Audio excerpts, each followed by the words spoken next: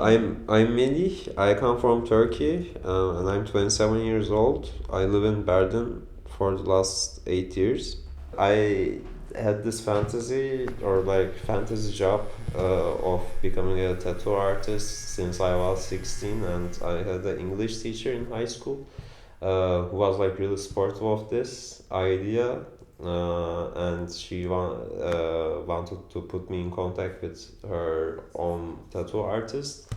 And I think it was good that I didn't start at those times because this artist was like heavily smoking meth at the time, like, but I don't think she knew it, my teacher, I mean. And if I was there, like, I would have been like, I don't think not here today. But yeah, I have been wanting to be a tattoo artist like for a long time, but like coming from Turkey, like a conservative background with family and everything, like also the community. Like when I go to Turkey, like with just these tattoos, people look at me, like think of that, like, and it's of course like it's stigmatized in this type of environment. At first, I started like tattooing in 2018. Like I got like these 30 euros Amazon machines, and I was just like tattooing at parties and stuff. Then I seriously started it like in 2022 summer, and I was like a home scratcher. Scratcher is a term like used for like self-taught artists, and I was self-taught artist for a year. Then I started like an apprenticeship. With tattooing, I feel like the connections that we made from it, for example, like the reason that we are doing this interview is like Yuli had a tattoo from me. And this is what I like about it the most, the human contact or like human touch on it, and also making people like happy, I think.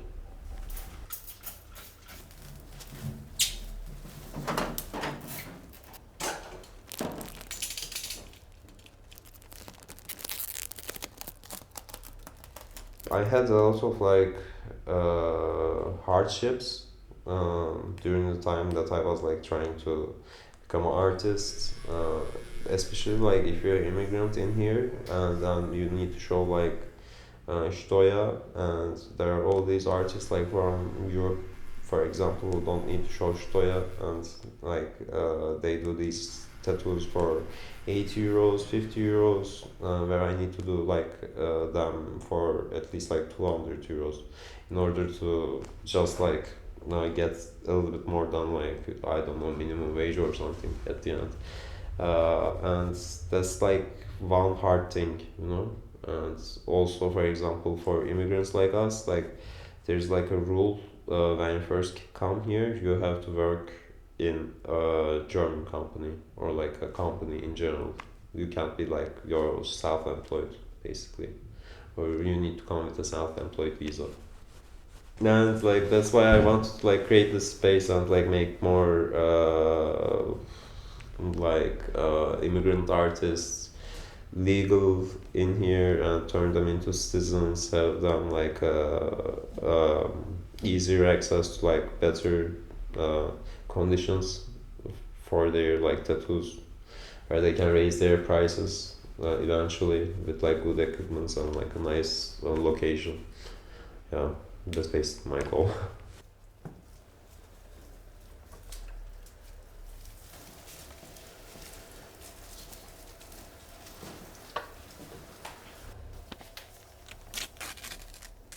I don't want tattooing to be my only career, because when I did my apprenticeship, I realized like when you are 40 years old or like 50 years old,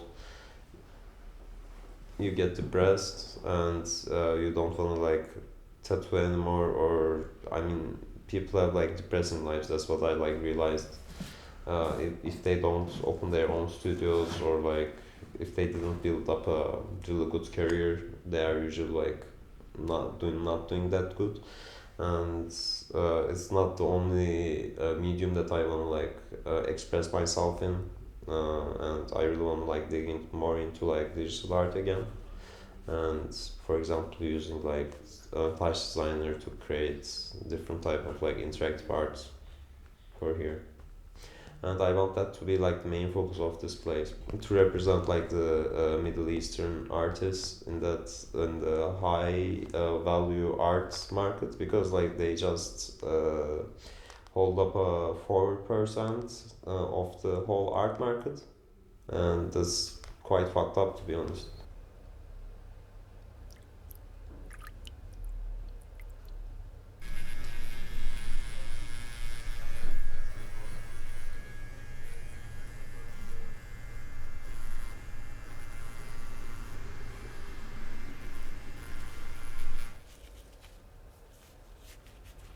What this place means for me is basically the overall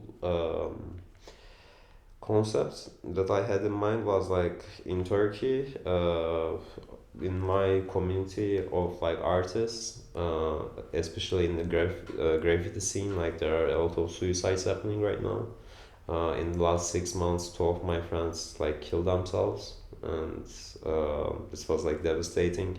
And this is just happening because of like the political climate of where I come from, like Turkey, and these people are not like feeling well, of course, under like such a regime.